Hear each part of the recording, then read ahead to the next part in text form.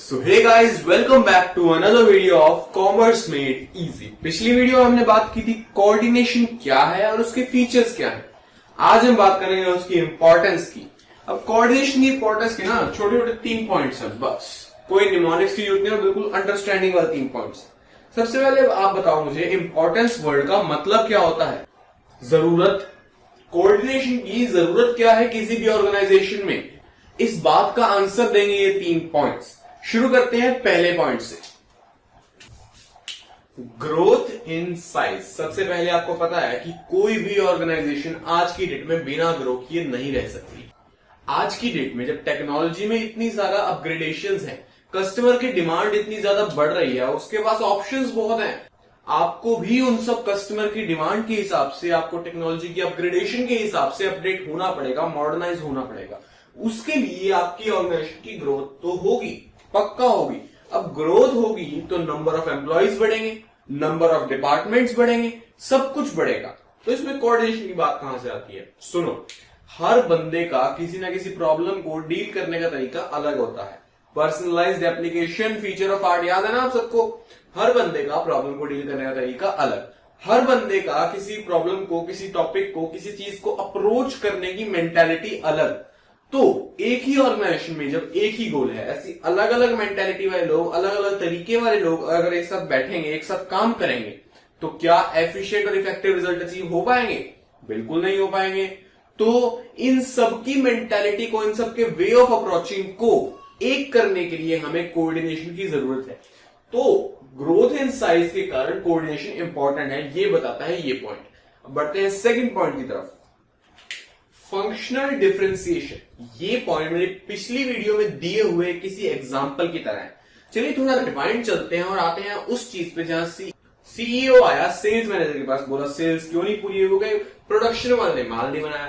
Production वाला कहता है परचेज वाले ने रॉ मटेरियल नहीं खरीदा, परचेज वाला कहता है फाइनेंस वाले ने पैसे नहीं दिए, फाइनेंस वाला कहता है कि सेल्स वाले ने मुझे पैसे कमा के ही नहीं दिए, तो मैं कहां से दे देता।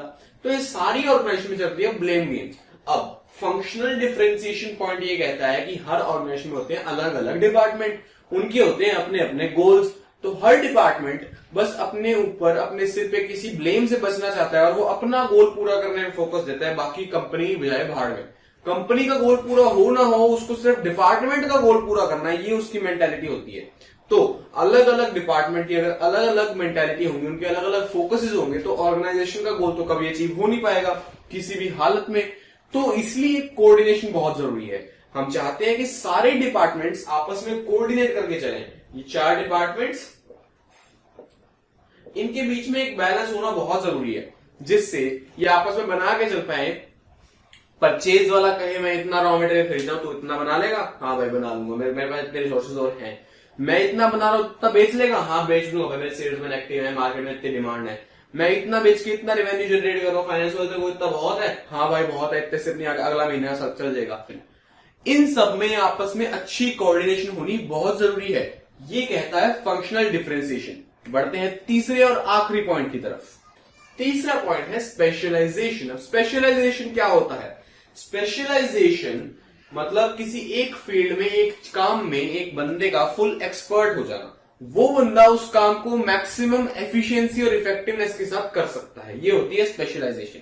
तो हर कंपनी में हर काम के कुछ ना कुछ स्पेशलिस्ट बैठे होते हैं। अगर मेरे पास सेल्स डिपार्टमेंट है, मैंने उस पर सेल्स मैनेजर को बिठाया है, तो उसके पास एक्सपीरियंस होगा, वो नॉलेज होगी कि वो सेल वाले काम को फुल स्पेशलिटी के साथ कर सकता है, तो वो उस काम का स्पेशलिस्ट है। अब जनरली होता क्या है कि जो स्पेशलिस्ट होते हैं वो अपने आप को समझते हैं कि हम तो हैं बहुत ज्यादा क्वालिफाइड, और ये जो हमारे नीचे काम कर रहे हैं ये सब है फुद्दू, इनको कुछ नहीं पता, सारा कुछ हमें ही पता है, हम जो करेंगे वो इन्होंने करना है। तो जो नीचे वाले अपना कुछ आइडिया देने की कोशिश करते हैं, उनके आइडिया को दबा दिया जाता है, इनिशिएटिव नहीं दिया जाता उन्हें। तो स्पेशलाइजेशन और कोऑर्डिनेशन का ये लिंक है कि एक ऑर्गेनाइजेशन में एक ही डिपार्टमेंट में कॉन्फ्लिक्ट्स होते हैं, इसको बोलते हैं इंट्रा डिपार्टमेंटल कॉन्फ्लिक्ट्स। एक ही डिपार्टमेंट में जो मेन हेड है वो नीचे वाले को सुनना नहीं चाहता, और जो नीचे वाले हैं वो ऊपर वाले की बात में कुछ चेंजेस करना चाहते हैं जो उनको अलाउ नहीं किए जा रहे। तो इंट्रा डिपार्टमेंटल कॉन्फ्लिक्ट्स को संभालने के लिए, खत्म करने के लिए कोऑर्डिनेशन बहुत जरूरी है, ये पॉइंट कहता है स्पेशलाइजेशन। इसी के साथ हमारी इंपॉर्टेंस होती है खत्म। अब बढ़ते हैं अगले टॉपिक एसेंस की तरफ। Coordination is the essence of management. Essence का बेसिक सा मतलब समझते हैं आप लोग? एसेंस का सीधा सा मतलब है सार, एक तरह से कंक्लूजन, एक चीज की जान, एक चीज का मेन पार्ट। मैनेजमेंट में अगर कोऑर्डिनेशन ना हो तो मैनेजमेंट कुछ भी नहीं है। एक बढ़िया सा स्लोगन भी था, management minus coordination is equal to zero. मतलब अगर आप मैनेजमेंट कर रहे हो और आपके पास कोऑर्डिनेशन नहीं है तो आपकी मैनेजमेंट किसी काम की नहीं है, उसका 1% का भी बेनिफिट नहीं है। मैनेजमेंट की एसेंस है कोऑर्डिनेशन। अब इसका मतलब अगर इसको हम बुकिश लैंग्वेज में आए, ये कहना क्या चाहता है कि कोऑर्डिनेशन हर जगह चाहिए, मैनेजमेंट के हर फंक्शन में चाहिए और मैनेजमेंट के हर लेवल पे चाहिए। अब इसको डिस्कस करते हैं। इससे पहले एक और स्लोगन है हमारे पास, हर लेवल में चाहिए coordination, her level of management में, यानी कि टॉप में भी चाहिए, मिडिल में भी चाहिए और लोअर में भी चाहिए। अब इसमें आपको बेसिकली थोड़ी थोड़ी बातें लिखनी है कि टॉप वाले को अपने बाकी टॉप लेवल मैनेजर्स के साथ कोऑर्डिनेट करना है और टॉप वाले को मिडिल लेवल मैनेजर्स के साथ भी कोऑर्डिनेट करना है कि काम बेस लेवल पे कैसा चल रहा है। ये बात टॉप लेवल वाले को प्लान बनाते हुए अपने रिसोर्स के साथ कोऑर्डिनेट भी करना है, बहुत कुछ। मिडिल लेवल वाले को टॉप के ऑर्डर्स के साथ कोऑर्डिनेट करना है और लोअर की एग्जीक्यूशन के साथ भी कोऑर्डिनेट करना है। लोअर लेवल वाले को मिडिल के ऑर्डर्स के साथ कोऑर्डिनेट करना है और नॉन मैनेजरियल लेवल पे जो काम चल रहा है उसके साथ भी कोऑर्डिनेट करना है। इसलिए कहते हैं coordination is the essence of management, मतलब वो तीनों लेवल पे चाहिए। मैंने आपको बताया था coordination is the responsibility of all managers, वही वाली बात यहां लिखनी है। अब कोऑर्डिनेशन हर लेवल के साथ साथ हर फंक्शन में भी चाहिए। मैंने आपको पांचों फंक्शन का बेसिक सा मतलब बता दिया था, तो आपको ये भी समझ आ जाएगा। चलिए देखते हैं। ये है हमारे 5 function, POSDC, planning, organising, staffing, directing, controlling. मैंने आपको बताया था कि ये 5 फंक्शन कभी स्ट्रेट लाइन नहीं होते, ये हमेशा एक लूप होते हैं। तो अब बात करते हैं इन पांचों फंक्शंस में कोऑर्डिनेशन क्यों चाहिए। प्लानिंग में क्या कोऑर्डिनेशन चाहिए? आपको अपने ऑर्गेनाइजेशन के प्लान्स को अलग अलग डिपार्टमेंट के प्लान्स के साथ कोऑर्डिनेट करना होगा। आपको अपने प्लान स्कोप के रिसोर्सेज अवेलेबल के साथ कोऑर्डिनेट करना होगा।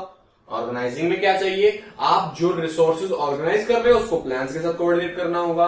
आपको अथॉरिटी रिस्पॉन्सिबिलिटी रिलेशनशिप को भी आपस में कोऑर्डिनेट करना होगा। स्टाफिंग में क्या बात आती है? स्टाफिंग का सीधा सा मतलब है नए स्टाफ को रिक्रूट करना और उनकी पूरी देखभाल करना, उनको कंपेंसेशन देना, उनको ट्रेनिंग देना, ये सब कुछ। हम जो उनसे काम निकलवाना चाहते हैं उसके लिए जो जो चीजें जरूरी है वो सब कुछ करना स्टाफिंग में आता है। अब इसमें क्या कोऑर्डिनेशन चाहिए? स्टाफिंग में आपको कोऑर्डिनेशन चाहिए आपकी खाली पोस्ट और जो बंदा ला रहे हो उसकी एबिलिटीज के साथ, उसकी कॉम्पिटेंसी के साथ कोऑर्डिनेशन बनाना जरूरी है। आपको स्टाफिंग में कोऑर्डिनेशन चाहिए एम्प्लॉय को कंपेंसेशन देना as per quality of work done by him, ये भी कोऑर्डिनेशन है। डायरेक्टिंग की बात करें तो डायरेक्टिंग में सुपीरियर सबऑर्डिनेट के रिलेशंस में भी कोऑर्डिनेशन चाहिए और डायरेक्टिंग में आप जो काम दे रहे हो वो आपके गोल से कितना रिलेट कर रहा है उसमें भी कोऑर्डिनेशन चाहिए। कंट्रोलिंग में क्या कोऑर्डिनेशन चाहिए? कंट्रोलिंग में आपके ओवरऑल ऑब्जेक्टिव और जो आपको एक्चुअल रिजल्ट मिला उनको कोऑर्डिनेट करना है आपस में, मतलब हर फंक्शन में कोऑर्डिनेशन चाहिए। ये जो मैंने बताया ना आपको essence of management, essence of management, ये एसेंस ऑफ मैनेजमेंट कभी भी ऐसे लॉन्ग क्वेश्चन में नहीं आता। ये बेसिकली 1 मार्कर या हद मार्कर 2 मार्कर में आता है। आपको जितनी डिटेल है ये सिर्फ अंडरस्टैंडिंग के लिए बनाई गई है, इसके लिखने के लिए एग्जाम में आने के चांसेस बहुत ही कम है। इसे सिर्फ आपको समझना है कि पांचों फंक्शंस में और तीनों लेवल्स पे कोऑर्डिनेशन चाहिए, इसलिए coordination is the essence of management. अब एक बढ़िया सा स्लोगन, एक और बढ़िया सा स्लोगन, एक लाइन जिसको लिख के नंबर माने बहुत आसान हो जाते हैं। अब इस डायग्राम की अगर बात करें, इस डायग्राम की POSDC, तो इसमें कोऑर्डिनेशन कहां है? मैंने आपको बताया ये लूप होता है, तो इसको पहले लूप कंप्लीट कर देते हैं। ये हो गया हमारा लूप कंप्लीट। अब इस डायग्राम में कोऑर्डिनेशन कहां है? ये थ्रेड है ना जो पांचों फंक्शंस के थ्रू चल रहा है, ये है हमारा coordination. Coordination is the thread that binds all the 5 functions of management and without coordination these functions are distinct pearls which will not form a garland। मतलब ये पांचों अलग अलग मोती हैं जिनकी अकेले में कोई वैल्यू नहीं, लेकिन जब जुड़ जाते हैं एक कोऑर्डिनेशन नाम के धागे से तो ये एक माला बना देते हैं जिसकी वैल्यू बहुत हो जाती है। अब ये हो गया coordination is the essence of manage. और अब आते हैं हम कंक्लूजन पे। तो सबसे पहले हमने पढ़ा इंपॉर्टेंस ऑफ कोऑर्डिनेशन। सबसे पहला पॉइंट ग्रोथ इन साइज। जब साइज बड़ा होगा, साइज बड़ा होना जरूरी है, ये हमें पता है, क्योंकि आज की डेट में जो ऑर्गेनाइजेशन ग्रो नहीं करेगी वो सर्वाइव नहीं करेगी। ग्रोथ होने में नंबर ऑफ एम्प्लॉयज बढ़ेंगे, नंबर ऑफ डिपार्टमेंट्स बढ़ेंगे, सबकी अपनी अपनी अप्रोचेस डिफरेंट है और उन अप्रोचेस को रिकंसाइल करने के लिए कोऑर्डिनेशन जरूरी है। Second point functional differentiation. Functional differentiation का मतलब है कि अलग अलग डिपार्टमेंट्स अपने अपने गोल्स को अचीव करने में लगे हुए हैं। अलग अलग डिपार्टमेंट्स अपने अपने गोल्स को अचीव करने में लगे हुए हैं और वो अपने आप को सुपीरियर दिखाने के चक्कर में ऑर्गेनाइजेशन को भूल जाते हैं और उनकी अप्रोचेस डिफर करती हैं। उनकी अप्रोचेस को एक करने के लिए हमें क्या चाहिए? कोऑर्डिनेशन। और यहां पे बात आती है यूनिटी ऑफ डायरेक्शन की, मतलब सारों की एफर्ट्स एक डायरेक्शन में जाने चाहिए। इंश्योर्स यूनिटी ऑफ एक्शन वाला जो हमारा फीचर था वो बात यहां पे आती है। Third point specialisation. हर डिपार्टमेंट में कोई ना कोई स्पेशलिस्ट होता है जो अपने आप को क्वालिफाइड समझता है, अपने आप को क्वालिफाइड समझता है वो, तो उसके बाद क्या होता है? वो बाकी को सुनता नहीं है, बाकी उसके नहीं सुनना चाहते। तो इंट्रा डिपार्टमेंटल कॉन्फ्लिक्ट्स को रोकने के लिए कोऑर्डिनेशन बहुत जरूरी है। ये बात हमने पढ़ ली। एसेंस ऑफ मैनेजमेंट मतलब पांचों फंक्शंस और तीनों लेवल्स में कोऑर्डिनेशन जरूरी है, इसलिए coordination is the essence of management. अब आते हैं बिल्कुल उस चीज के लिए जिसका आप पिछली वीडियो के शुरू से इंतजार कर रहे हैं, कोऑर्डिनेशन की फुल एंड फाइनल डेफिनेशन, जिसकी आपको 110% टॉप मार्क्स मिलेंगे। तो चलिए, ये है हमारी final definition. Coordination harmonises, unifies and synchronises individual effort for better action and for achievement of business objectives.